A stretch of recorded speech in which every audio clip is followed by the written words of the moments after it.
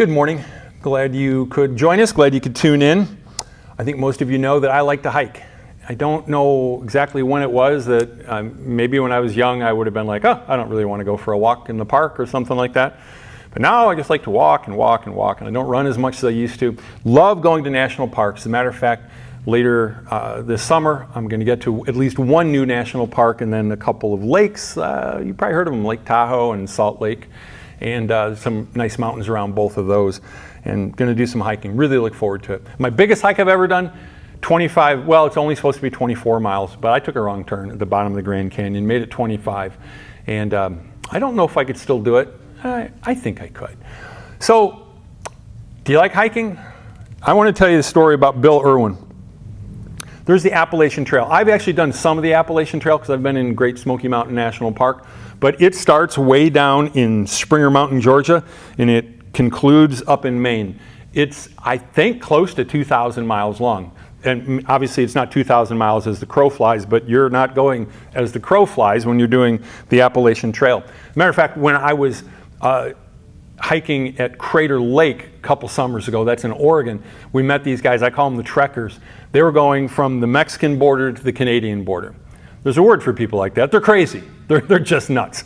And they've got to carry their water, they've got to carry everything, but really enjoyed just the way the hiking worked. We hung out with them for quite a while.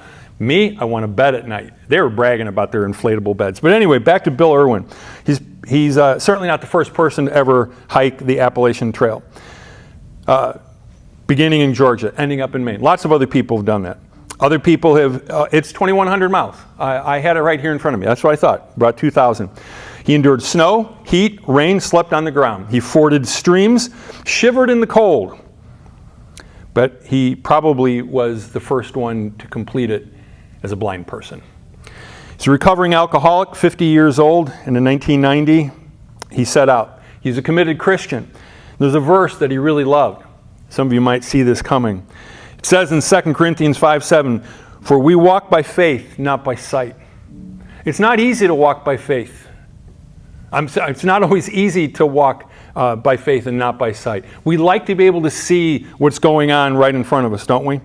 And that's what he did, though. He walked by faith, not by sight. He did not use maps, GPS, or a compass. Now, personally, I think that could be a little bit of a mistake. He had his German Shepherd, and he just struggled through the mountains.